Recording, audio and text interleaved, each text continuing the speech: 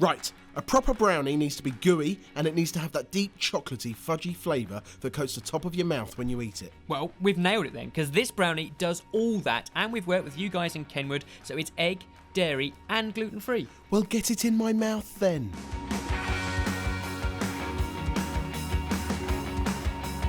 This is one phenomenal brownie, but some of the ingredients and some of the methods are not what you'd expect. No, there's a few substitutions along the way, but the result is delicious. Now, the method is very simple.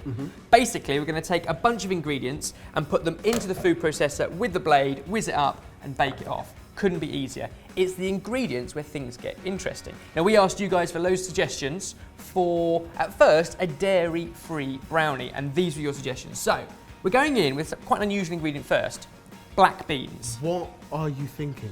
Well, you guys suggested it, and I have to be honest, I hadn't heard about it previously. No.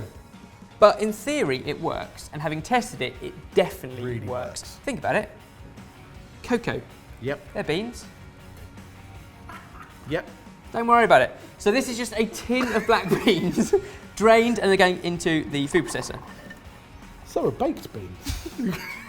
If I was making a traditional brownie, I'd often go in with something like butter. That would be the fat source. However, you suggested avocado, so natural fats. It gives it a real creaminess. If you put it into all sorts of different baking, in our brownie, it's delicious.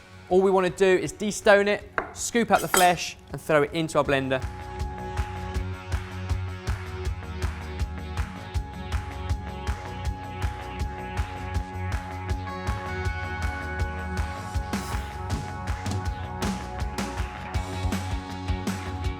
Next up, a generous amount of dark chocolate chips. So this is obviously this is the chocolate element. We're going to hold a few back to scatter over our brownie when we cook it. And we're also going to add in cocoa powder. So again, more rich chocolatiness. And when you blend the beans with the cocoa powder, you get an amazing chocolate gooiness. I think that was one of the things that surprised me most when we tested this, was how gooey this brownie was. So good, so good. And I guess that's because you haven't got any egg in it. You guys said you wanted eggless brownies. You said you wanted dairy-free brownies. You also said flourless brownies. And that's where the porridge oats come in. Because when you said flour, I presumed you meant gluten, so wheat flour. Yep. However, if we put in porridge oats and blend it up, then what you end up with is basically oat flour. So gluten-free flour. That's going to help to bind some of it. So far, a bunch of ingredients, but not very sweet. You guys suggested natural sweeteners. So we're not going in with any refined sugar? No, instead, we've got these beautiful sticky dates. Yes. So many of you said dates. I mean, it's what we'd put in something like a sticky toffee pudding. Yep. It gives it that kind of almost treacle-y richness. In our brownies, the same effect. Don't forget to take these stones out of the dates. They get a bit chewy after they've been mixed up. Yeah, the machine doesn't like those. And then maple syrup.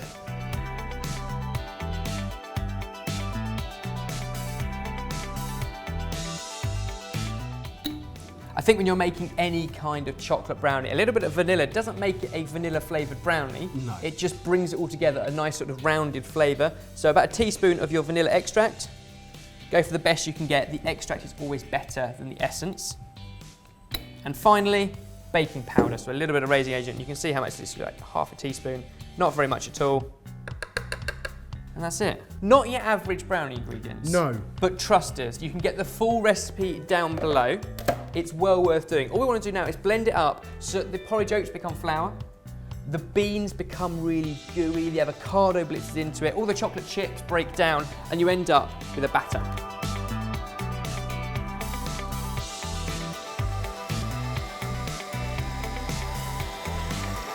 Now the advantage of this is you really do need to work the mixture hard to break down the beans, but just smell that.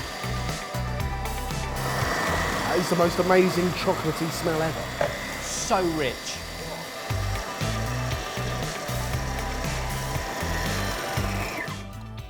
Now, almost impossible to over blitz this because you want something that's super smooth. Oh, the only way to describe that, Ben, is a waft. A waft of chocolatey goodness. You want to take the mixture and spread it out relatively flat into a baking tin, one that is lined with baking paper and ideally about 18 centimetres across. The reason being, you want it to be quite deep. That's where you get your gooey texture once it's baked. We're going to finish it with those. Go for it. I know you're waiting to. It's the best bit of making anything, Ben. We're going to sprinkle it with some of those chocolate chips we held back.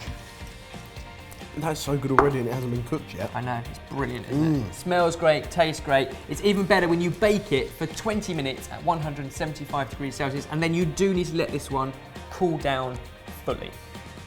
This one is better cold. The biggest challenge in this recipe is waiting for it to cool. When you do so, you can cut yourself a slice and you can see the gooey middle inside. That is gooey fudgy chocolate brownie. Sorted.